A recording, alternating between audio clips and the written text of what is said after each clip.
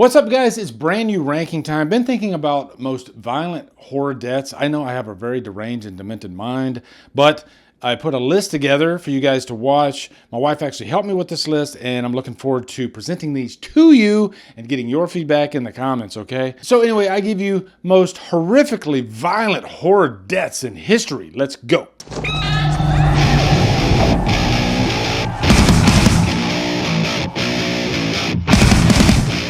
What's up, guys? Welcome to brand new ranking time. I haven't done just kind of a random ranking in quite a while. Everything's kind of been structured according to like new releases, been doing the monthly encasings. But I thought, why not get back to doing something fun, something spontaneous? And why not do something horrifically violent? Yeah, that's right. So I got to lay some ground rules here, okay? Because I know that my comments are going to be inundated with people saying, how dare you not mention this movie as far as having one of the most violent deaths in history? And you are right, okay? I'm going to tell you that right now. A couple things. I'm going to forget some movies that I have probably seen. There are probably millions of horror deaths, or at least thousands of horror deaths that are just insane. But either I just have not remembered them or I have not seen them. That's the other part. There might be a movie that you put in the comments that I haven't seen. And if I haven't seen it, I can't put it on the list. Okay, like Martyrs, all right? The original Martyrs. I have not seen the original Martyrs yet, so I'm sure there's a death in that movie that's going to make people's skin crawl. So anyway, keep that in mind before you throw pickles at me, okay? And also, I'm rating these on not just what you see, but also what you feel. Okay, you could show me the most violent death on the planet, but if I don't feel anything from it, and if I'm not really like scared by it, then to me, does that even really count? There's got to be a whole package there for me, okay? And sometimes it's not what we see, but it's what we hear that makes something extremely violent. There is a death or two on here that has little to no blood, but they're extremely violent, okay? So anyway, without further ado, this is going to be fun. Let's dive right in. And before we dive right in, my wife just started a brand new kids YouTube channel that just passed 500 subscribers, and it's mostly like shorts, educational type shorts. She's doing the alphabet, a short for each letter of the alphabet right now. D is for dog, dog, dog, fancy little dog, dog.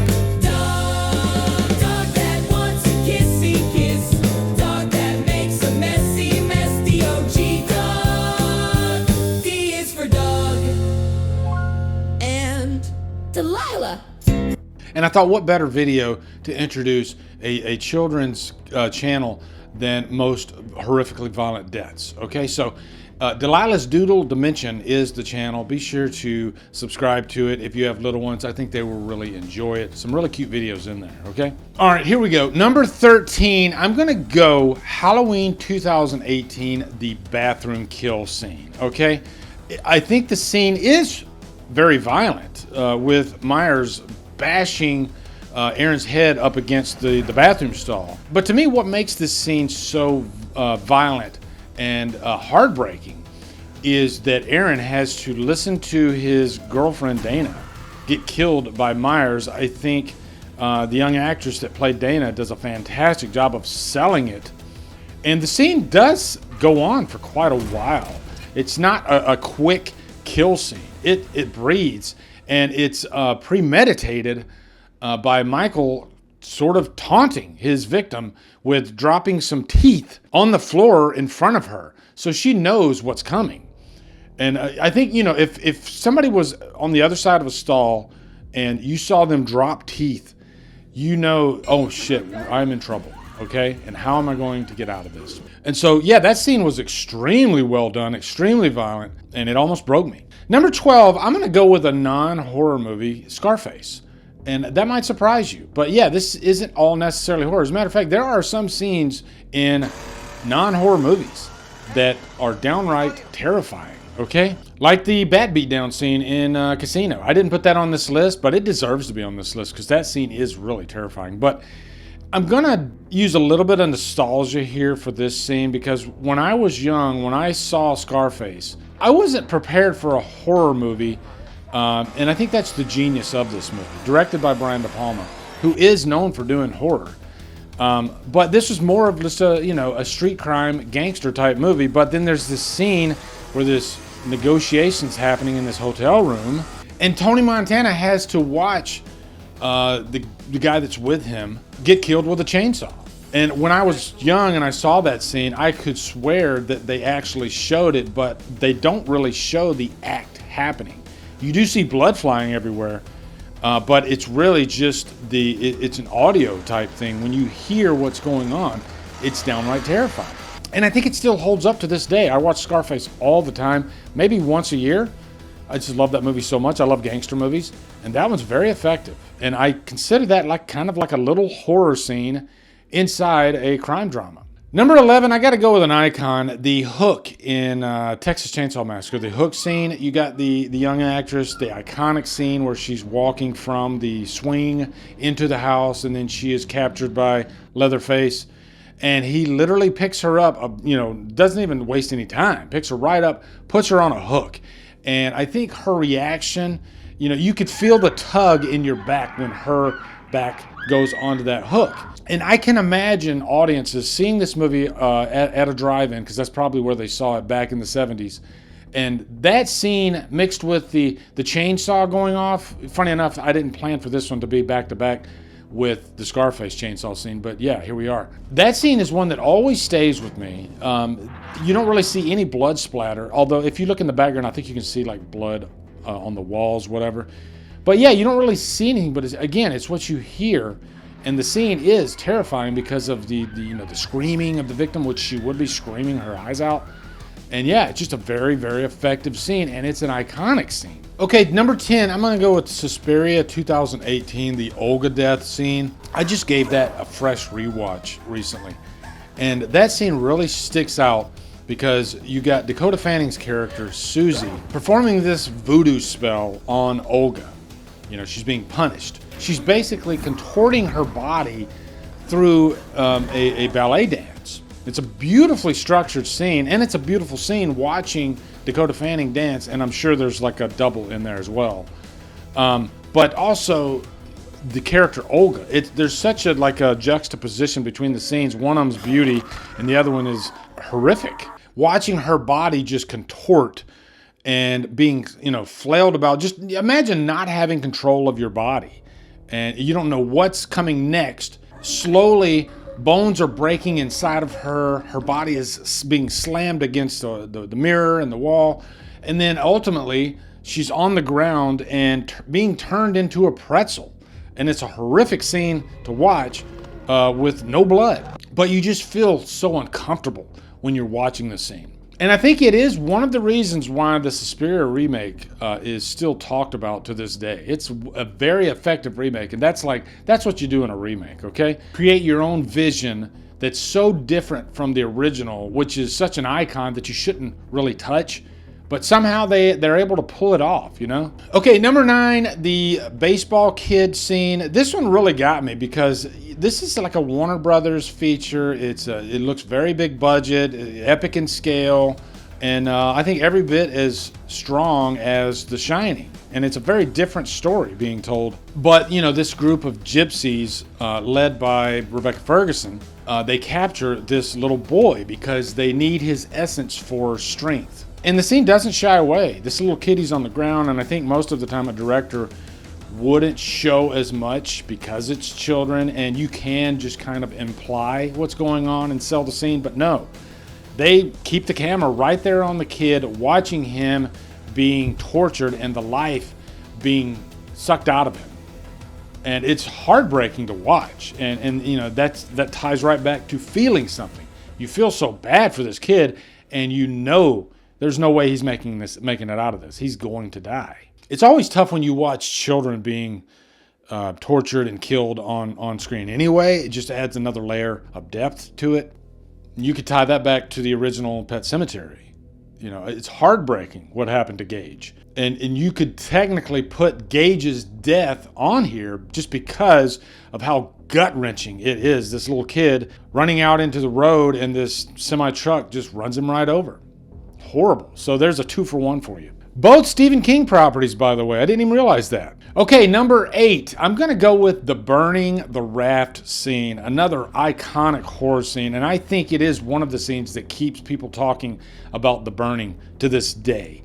And anytime you can do a death scene with multiple victims in one sequence, even better. It's not something that happens that often. Usually the kills are reserved for one at a time. But no, in this situation, you just got this group of teenagers having fun on the lake, on this raft, and then Cropsey just pops up with these hedge trimmers and just freaking slays. And it's bloody. Tom Savini's work in that scene is legendary.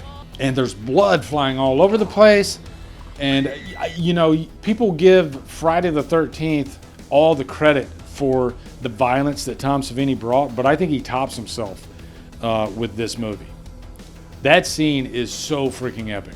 Okay, number 7, I'm gonna go with Tina from the first Nightmare on Elm Street, just because of how iconic that scene is. And can you imagine sitting in the theater watching this movie for the first time, not knowing the iconic status that the movie has today, and watching Tina being flailed about, lifted from her bed, her torso ripped open by Freddy's gloves, and not seeing Freddy.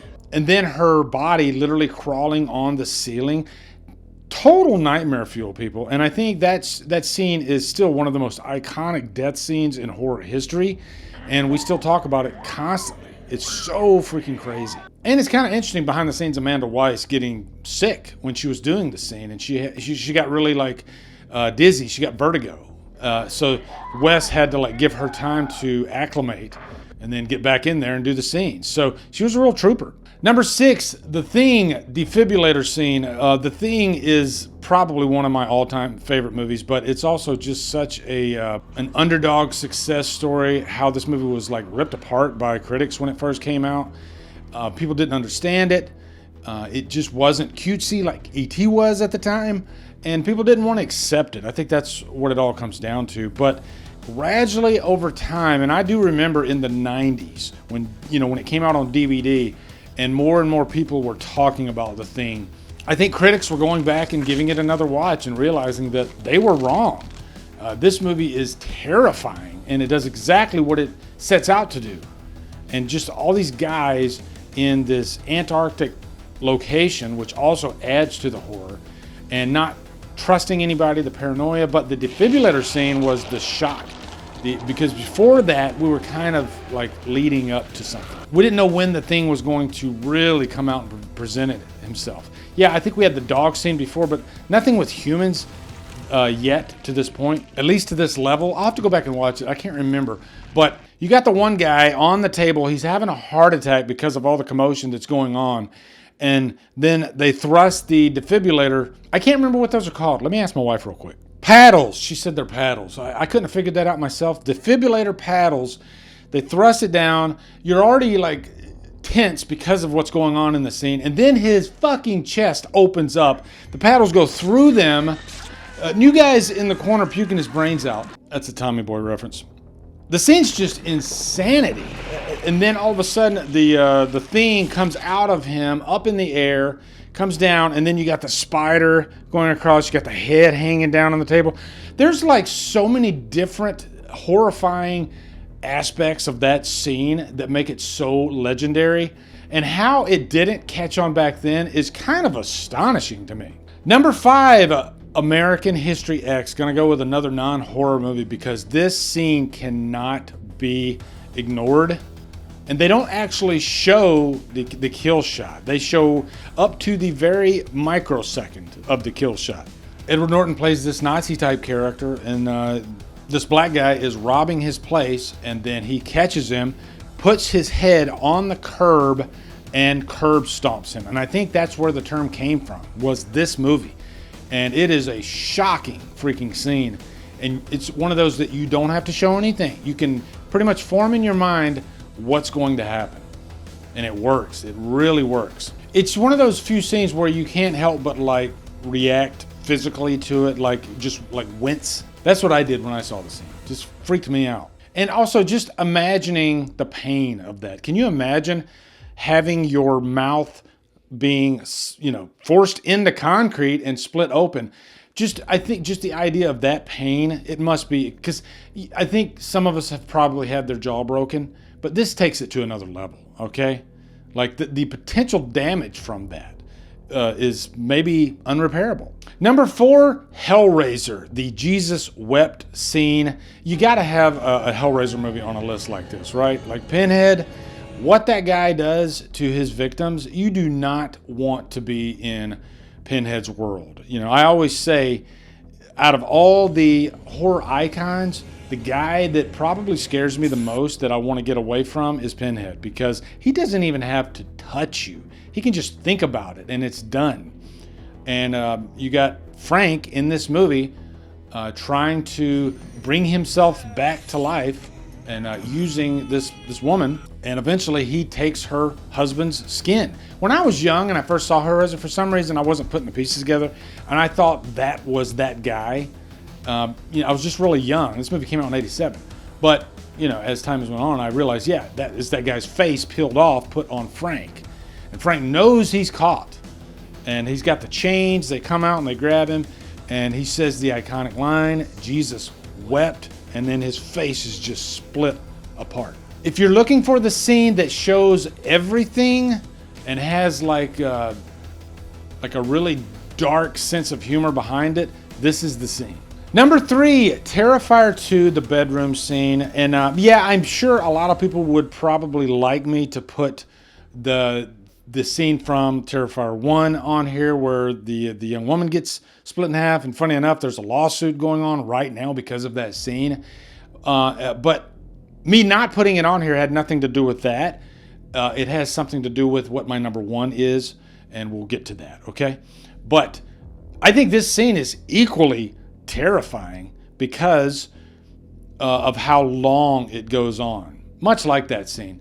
And also just the victim is, you know, you really like her. She's Sienna's best friend, and she basically takes a verbal shot at Art, and you don't want to do that. And so then he comes in and he literally tortures her, scalps her, cuts her back open, but everything he does to her is like stretched out, right? It's not quick and abrupt.